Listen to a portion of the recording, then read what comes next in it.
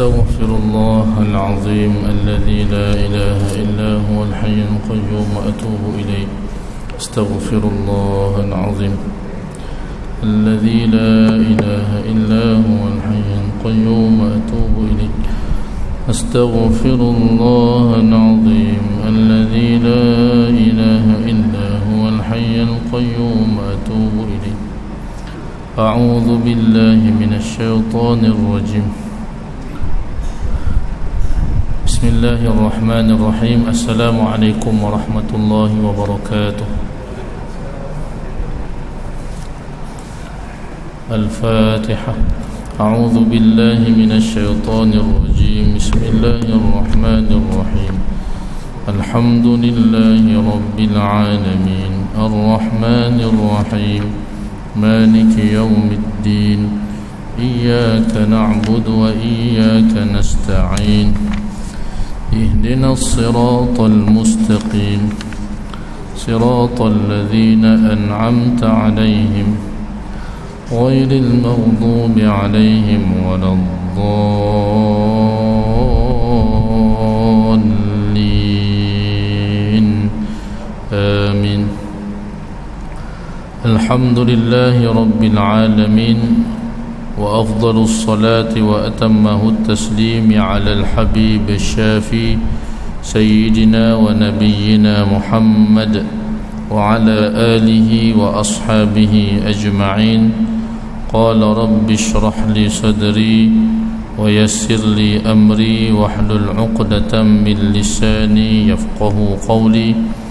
سبحانك لا علم لنا إلا ما علمتنا إنك أنت العليم الحكيم. ولا حول ولا قوة إلا بالله العلي العظيم.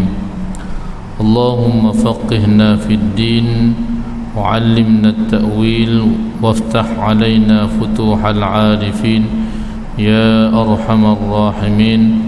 اللهم علمنا ما ينفعنا وانفعنا بما علمتنا. اللهم زدنا علما.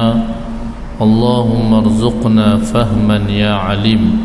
وصلى الله على سيدنا ونبينا محمد وعلى آله وصحبه أجمعين. أما بعد. قال الله سبحانه وتعالى في القرآن العظيم بعد أعوذ بالله من الشيطان الرجيم. بسم الله الرحمن الرحيم. وما أرسلناك إلا رحمة للعالمين. صدق الله العظيم. Al-Fadilah Tuan Imam, Al-Afadilah Tuan-tuan guru, para alim ulama, pengurusi dan seluruh ahli jawatan kuasa Masjid At-Taqwa, muslimin, muslimat, hadirin, hadirat yang dirahmati dan dikasihi Allah Subhanahu wa ta'ala sekalian.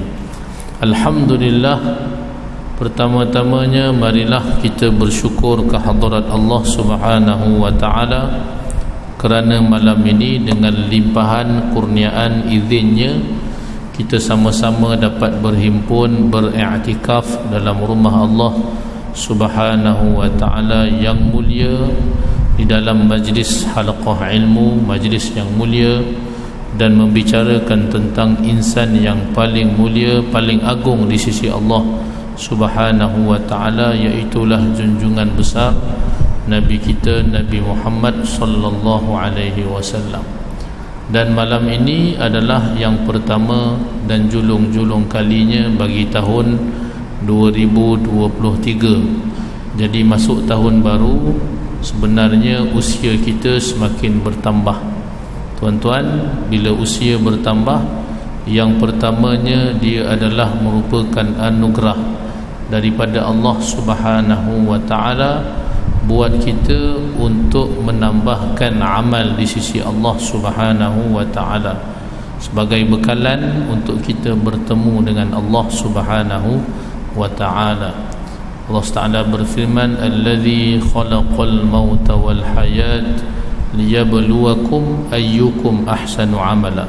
Dialah Allah SWT yang telah menciptakan hidup dan juga mati untuk menguji kamu mana daripada kalangan kamu yang paling baik amalannya.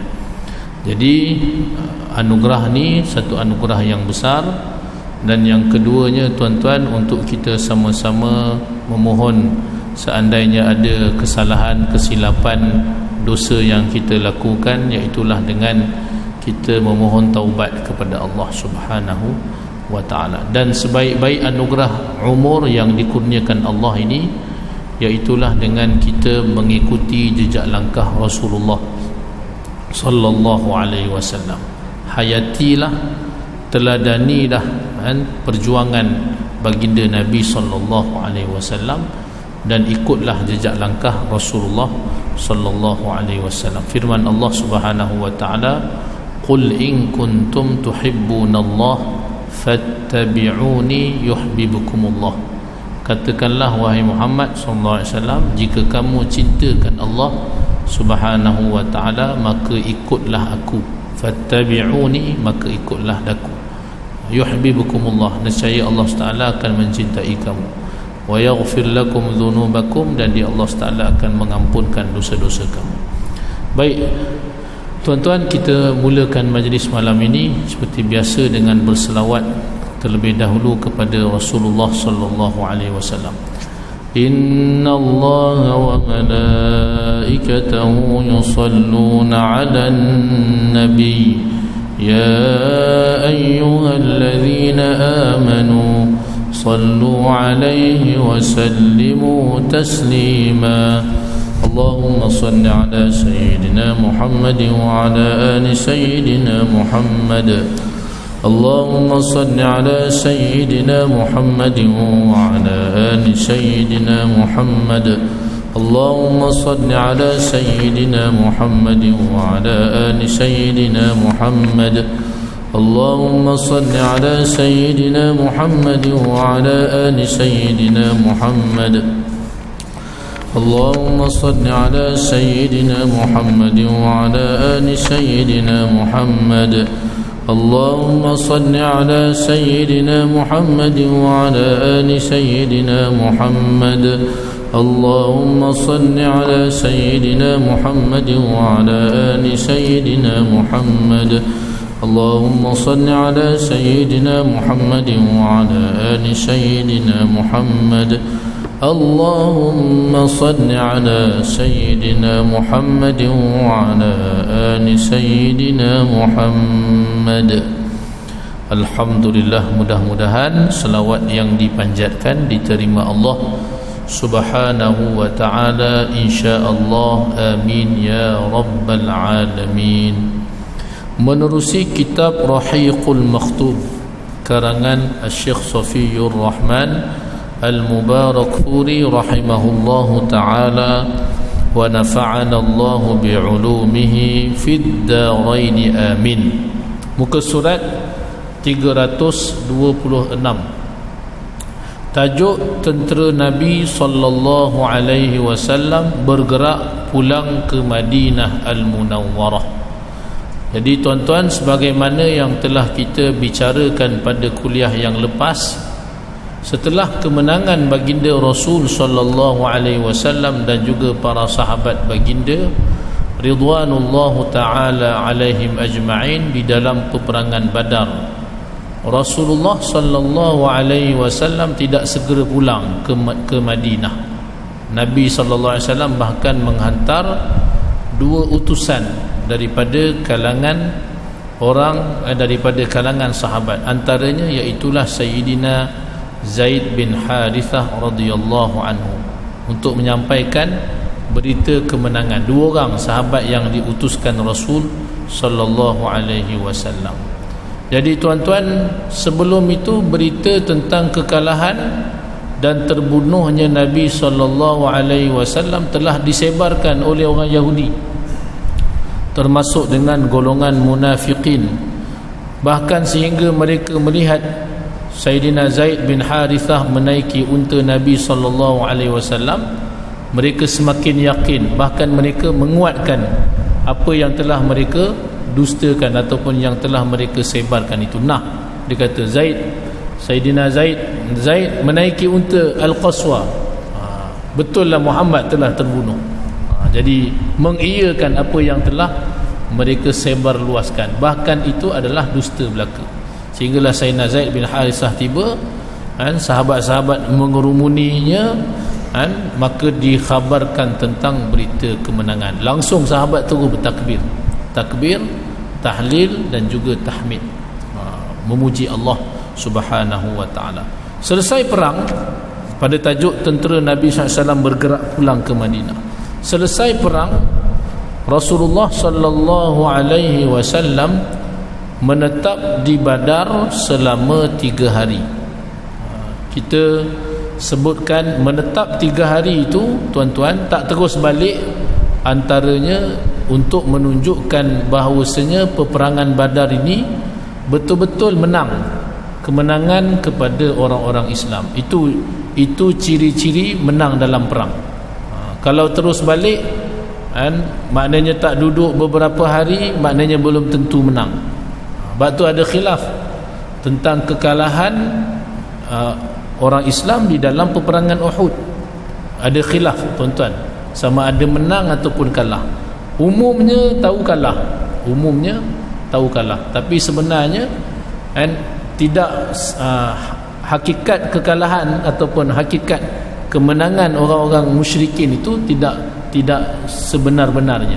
Sebab mereka saat mana mereka mengejar nak bunuh Nabi SAW, mereka tak dapat, kemudian mereka terus pulang, terus balik, tidak menetap di Uhud beberapa hari. Bahkan mereka pulang itu orang Islam kejar mereka, tuan-tuan. Jadi memang maknanya ada khilaf berkenaan tentang kekalahan orang-orang Islam di medan peperangan Uhud, sebab mereka tidak menetap di situ. Dalam peperangan Rasulullah sallallahu alaihi wasallam, sama ada peperangan Badar, kita bincangkan nanti, tuan-tuan, di dalam peperangan Khaybar antara yang peperangan yang hebatlah, yang Nabi SAW menunjukkan kemenangan. Bahkan Rasulullah SAW dianugerahkan banyak harta rampasan Khaybar, orang-orang Yahudi di Khaybar. Jadi Nabi SAW duduk di situ beberapa hari, menunjukkan memang itulah ciri-ciri kemenangan di dalam mana-mana peperangan. Termasuk dalam peperangan Badar, Nabi SAW duduk 3 hari. Sebab apa? Nak confirm bagi menang. Takut-takut nanti kalau orang kafir patah balik ke, serang semula ke, jadi tak patah balik dah, memang confirm kalah. Dia pergi terus, balik terus dalam kesedihan. Memang kemenangan kepada orang-orang Islam. Sebelum keberangkatan pulang, berlakulah perbalahan di antara para tentera, iaitu tentang harta rampasan. Oleh kerana perbalahan itu semakin meruncing, maka Rasulullah sallallahu alaihi wasallam mengarahkan supaya dipulang semula semua harta yang telah diambil oleh mereka. Lalu mereka pun menyerahkan semula harta itu. Tuan-tuan, dalam bab harta rampasan, nama pun harta, tuan-tuan. Jadi ada juga khilaf daripada kalangan sahabat. Dalam peperangan Uhud tu, ada sahabat yang ditempatkan di Jabal Rumat. Nabi SAW pesan jangan turun, walaupun menang sekalipun jangan turun, pesanan Rasulullah SAW. Tapi bila round pertama menang, tengok sahabat-sahabat mula kejar harta. Bukan kejar, ambil harta rampasan. Di situ ramai daripada kalangan sahabat yang berada di atas Jabal Rumat itu turun. Ini nak katakan harta ni, tuan-tuan, dia punya apa nama ni, dia punya panggilan dia punya menyebabkan hatta dalam peperangan Badar pun sahabat mereka berbalah berkenaan tentang harta rampasan. Bahkan ada daripada kalangan hamba Rasulullah sallallahu alaihi wasallam. Ni dalam peristiwa Wadi Al-Qura selepas peperangan Khaybar. Tuan-tuan perhatikan, dalam peristiwa ni harta rampasan belum dibahagi-bahagikan lagi. Dah ada daripada kalangan mereka yang mengambil harta tersebut dan belum jadi hak lagi. Bahkan disebutkan dalam sirah yang diambil itu cuma baju besi, baju besi dia ambil. Baju labuh dia pakai baju tersebut. Baju kan. Nak jadi cerita sampai di Wadi Al-Qura, orang Yahudi dah standby. Dilontarkan, dihujankan anak panah kepada sahabat-sahabat. Dan ada daripada anak panah itu kena seorang yang bernama Mid'am. Mid'am ni hamba Rasulullah sallallahu alaihi wasallam, hamba Nabi. Jadi bila dia meninggal dunia kena panah tersebut, sahabat-sahabat ni pun kata untunglah dia masuk syurga, untunglah dia, sebab dalam medan peperangan bersama dengan Nabi sallallahu alaihi wasallam. Tapi syurga neraka, tuan-tuan, dalam peperangan biasanya mereka akan merujuk kepada Nabi sallallahu alaihi wasallam. Ada sahabat daripada kalangan sahabat peperangan Uhud, kan, Usairim namanya. Sebelum tu lambat masuk Islam, tak masuk Islam. Tapi dalam peperangan Uhud dia join terus. Tiba-tiba syahid. Nabi SAW sebutkan tentang dia ahli syurga Allah Subhanahu wa ta'ala. Usairim, Hanzalah, Nabi SAW sebutkan. Nabi SAW yang maknanya declare yang ni sebagai ahli, apa-apa merujuk Nabi sallallahu alaihi wasallam. Sahabat dah kata dah, ini untunglah dia ni ahli syurga sebab syahid, gamaknya syahid. Lantas Rasulullah sallallahu alaihi wasallam bersabda, tidak sekali-kali. Ya Allah, tak. Padahal mati dalam perang bersama dengan Nabi. Kata Rasulullah sallallahu alaihi wasallam, demi diriku yang berada dalam kekuasaannya, sesungguhnya baju labuh hasil rampasan perang yang diambilnya di Khaybar belum dibahagikan. Ambil dulu, menjadi api yang membakarnya. Ya Allah, maknanya ambil bukan hak.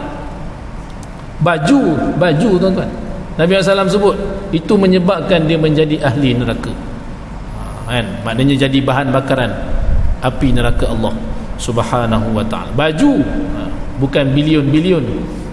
Yang cerita kita sekarang ni, kan, bilion-bilion lah apalah. Kan? Kan? Entah mana-mana. Ya Allah, nak cerita tuan-tuan.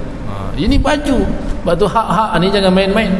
Kadang-kadang kita ingat, tak apa kot, minyak wangi orang wakaf kat masjid.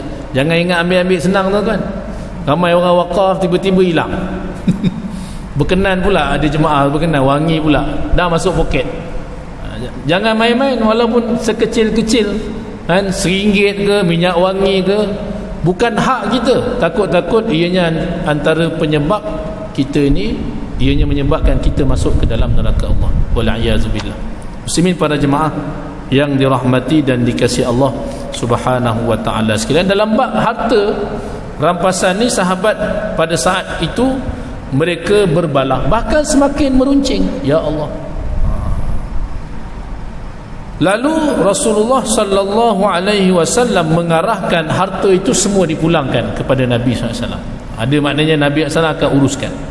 Lalu mereka pun menyerahkan semula harta itu kepada Rasulullah sallallahu alaihi wasallam. Ini hebatnya sahabat, kan? Dalam berbalah apa, Nabi SAW kata ni, dia ikut terus, taat baginda Nabi sallallahu alaihi wasallam. Kemudian turunlah wahyu yang menunjukkan cara penyelesaian tentang harta rampasan ini. Diriwayatkan daripada Sayyidina Ubadah bin As-Samit radhiyallahu anhu, katanya, kami keluar bersama Nabi sallallahu alaihi wasallam. Lalu saya turut menyertai peperangan Badar bersamanya sallallahu alaihi wasallam. Allah Subhanahu wa ta'ala telah menewaskan musuh-musuhnya. Kemudian satu kumpulan beredar pergi mengejar pihak musuh yang lari dan membunuh mereka. Satu kumpulan lagi memungut harta-harta rampasan dan mengumpulnya. Sementara satu kumpulan lagi mengawal Rasulullah sallallahu alaihi wasallam supaya pihak musuh tidak dapat mengapa-apakan Nabi sallallahu alaihi wasallam. Ini maknanya dan kedudukan masing-masing, tempat strategi yang telah diatur dengan bijaksana oleh Nabi sallallahu alaihi wasallam. Ada yang berhadapan dengan musuh, ada yang ambil harta rampasan, ada yang mengawal selia Nabi sallallahu alaihi wasallam. Apabila hari telah malam dan manusia mula hendak membahagi-bahagikan harta rampasan itu, maka berkatalah mereka yang mengumpulkan harta itu, kami yang mengumpulkannya. Dah mula ada perbalahan, padahal bagi-bagi je. Kami yang mengumpulkannya, orang lain tak ada habuan daripadanya, kami yang kumpulkan. Yang perang tu tak ada apa. Yang kawal Nabi tak ada apa, kami yang tuan-tuan muslimin, para jemaah yang dirahmati Allah Subhanahu wa ta'ala sekalian. Teringat cerita Piramli ada juga.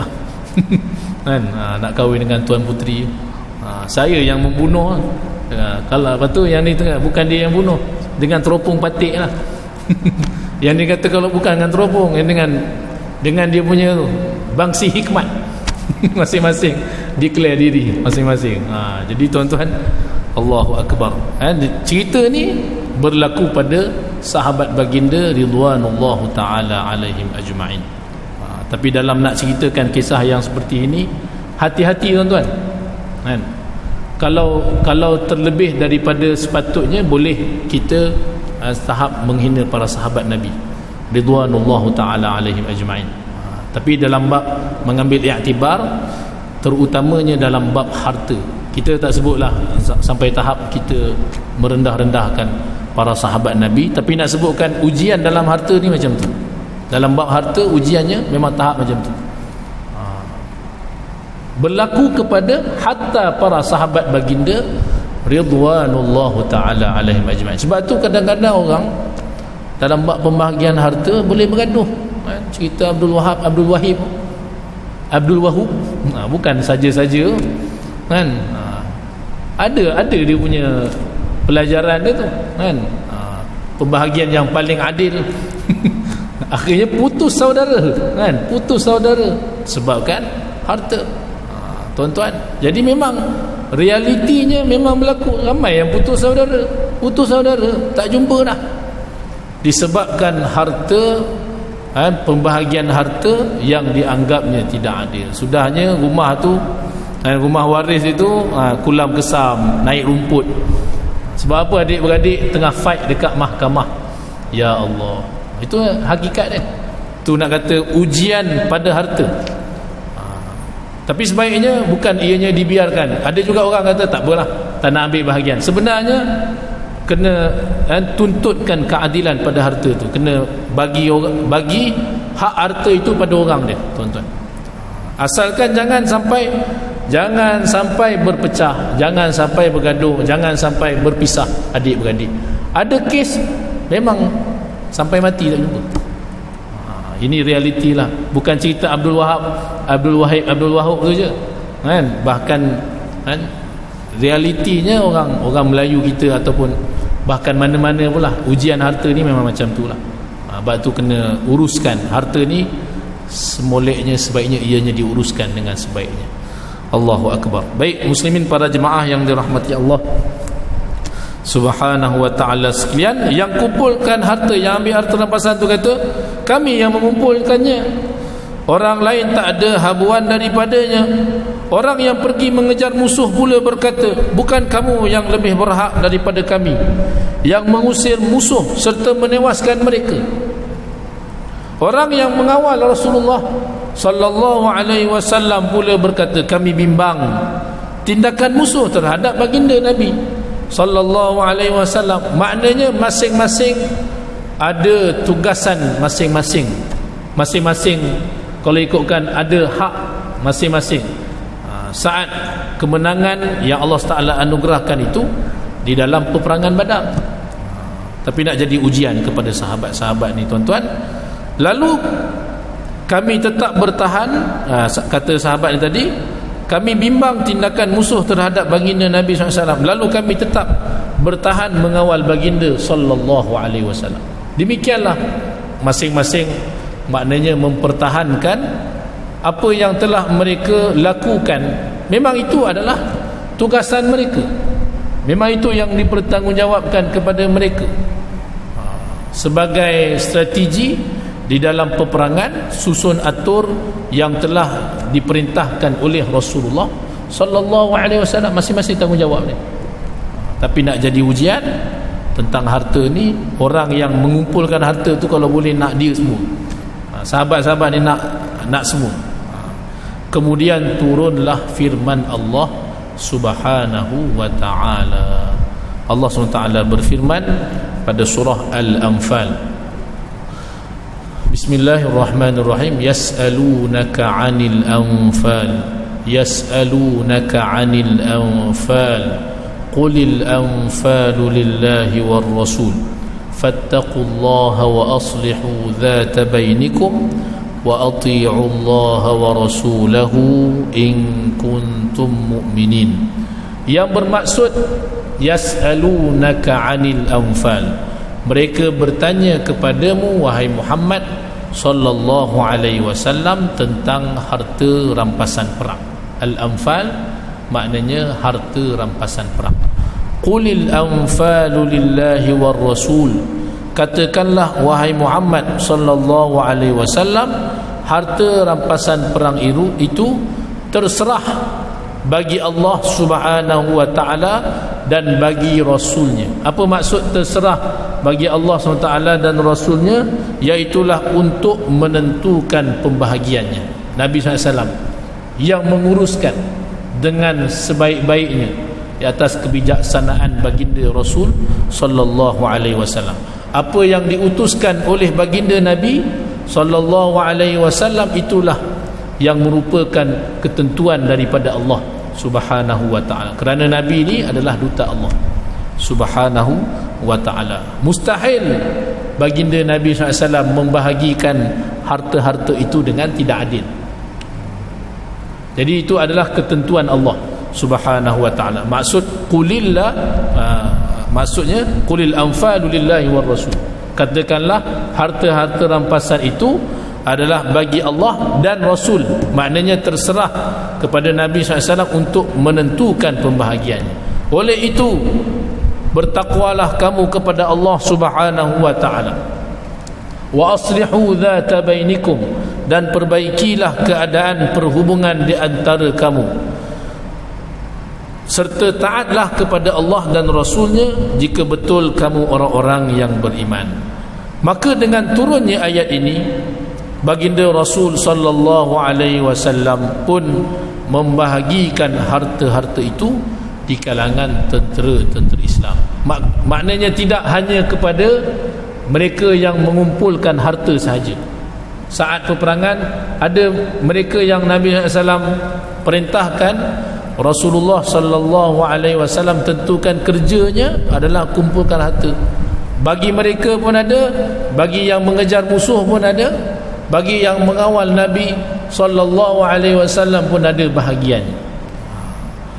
Setelah genap 3 hari berada di Badar, maka bergeraklah pasukan tentera Islam itu menuju ke Madinah Al-Munawwarah, membawa bersama mereka tawanan-tawanan perang. Mereka juga membawa bersama harta-harta yang dirampas daripada orang-orang musyrikin.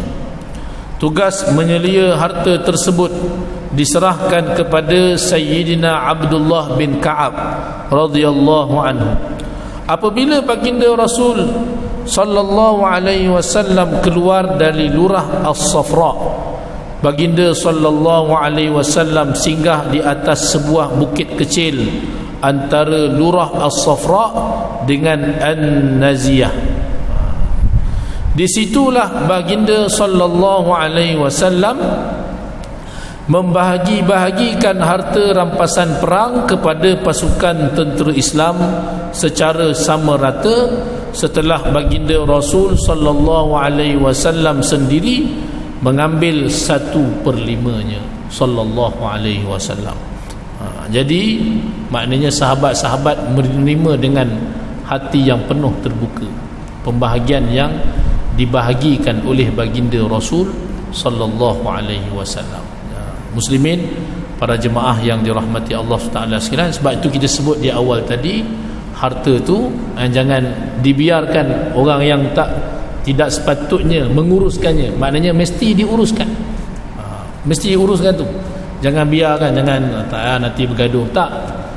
Mesti diuruskan harta itu. Pembahagiannya kepada yang selayaknya, kepada yang haknya. Kalaulah Nabi SAW tidak mengambil bahagian dalam bab ni tuan-tuan, maka habis perang, bukan perang, bergaduh lah. Tapi Allah Ta'ala turunkan ayat, maka dibahagi-bahagikan harta itu, maknanya diuruskan harta tu. Maknanya harta ni, dalam bab harta, ianya perlu kita campur tangan untuk, maknanya diuruskan dengan sebaiknya. Allahu Akbar. Itu yang berlaku di dalam peperangan Badar, dan juga tentang apa yang berkenaan tentang harta rampasan perang yang diuruskan dengan sebaiknya oleh Nabi sallallahu alaihi wasallam. Pembahagiannya sama rata. Tak kala mereka sampai ke As-Safra, satu tempat di Badar. Kalau tuan-tuan yang biasa pergi Badar, mungkin tahulah tempat-tempat ni. Saya setakat ni belum sampai lagi, tak ada rezeki lagi lah tuan-tuan. Boleh baca je lah kan. Tapi Uhud tu insya-Allah kita biasa Uhud lah kan. Baik, baginda sallallahu alaihi wasallam mengeluarkan arahan supaya An-Nadhr bin Al-Harith la'natullahi alaih, ni musuh ketat, musuh yang sangat banyak menyakiti Nabi sallallahu alaihi wasallam. Dia punya jahat dia tuan-tuan, kategori dia maknanya memang kena hukum bunuh. An-Nadhr bin Al-Harith, antara jenayah dia semasa di Mekah, di antara yang dalam peristiwa Nabi SAW meletakkan perut unta di belakang dia jugalah, orang yang antara bersama. Antara jenayah dia, iaitulah dia telah membeli para penyanyi wanita. Kita sebut hari ini artis. Dia beli penyanyi wanita ni dengan tujuan mana-mana orang yang dilihat daripada kalangan orang Quraisy yang tertarik kepada agama Islam, maka akan dihantar wanita-wanita tersebut supaya melupakan dia, mengalpakan dia daripada agama Allah Subhanahu wa ta'ala. Ini kejahatan yang dilakukan oleh An-Nadhr bin Al-Harith.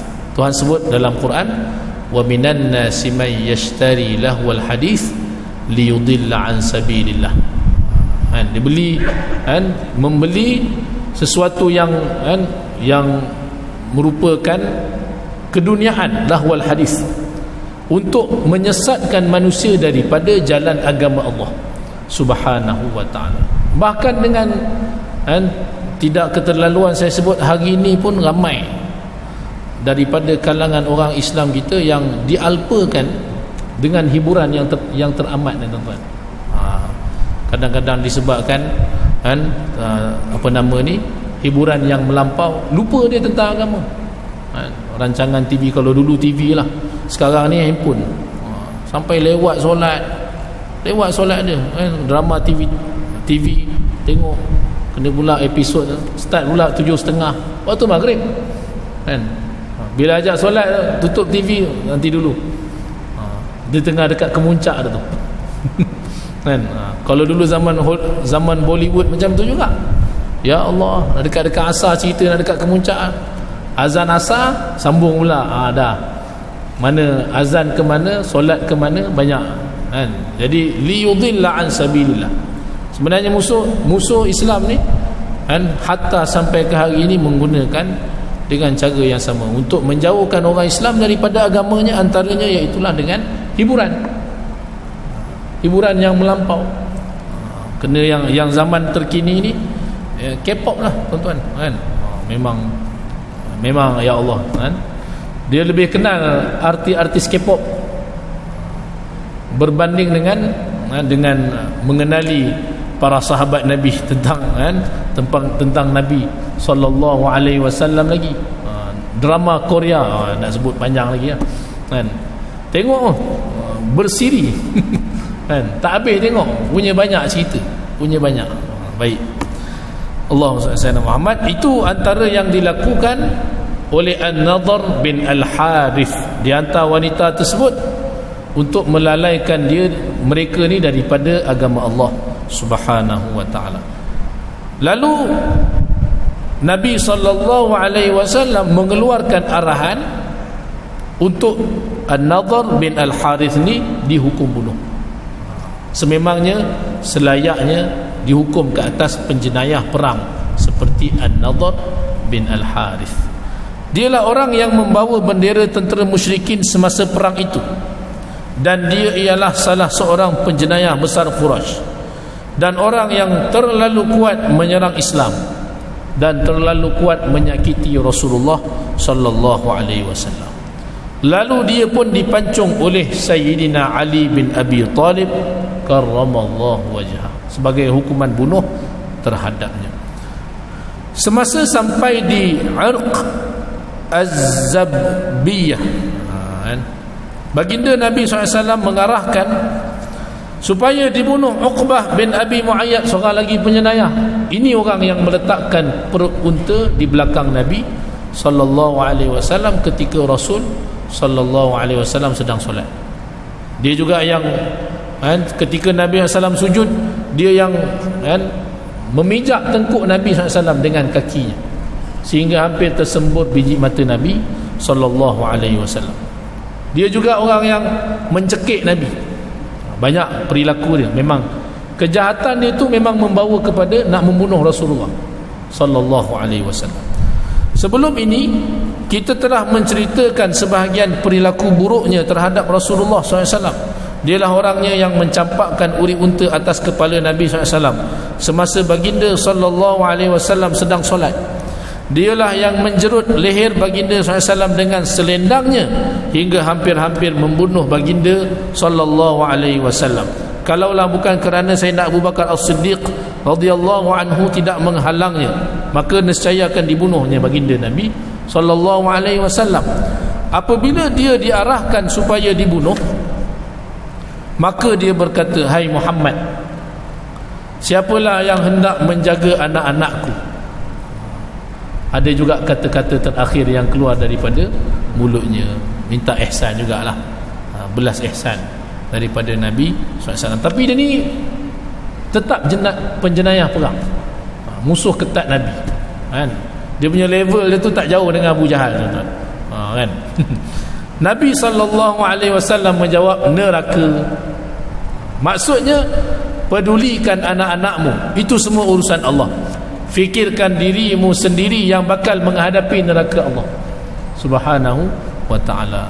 Dia dibunuh oleh Asim bin Thabit Al-Ansari radhiyallahu anhu, dan qil, ada yang mengatakan dia dibunuh ialah yang membunuhnya ialah Sayyidina Ali bin Abi Talib karramallahu wajhah.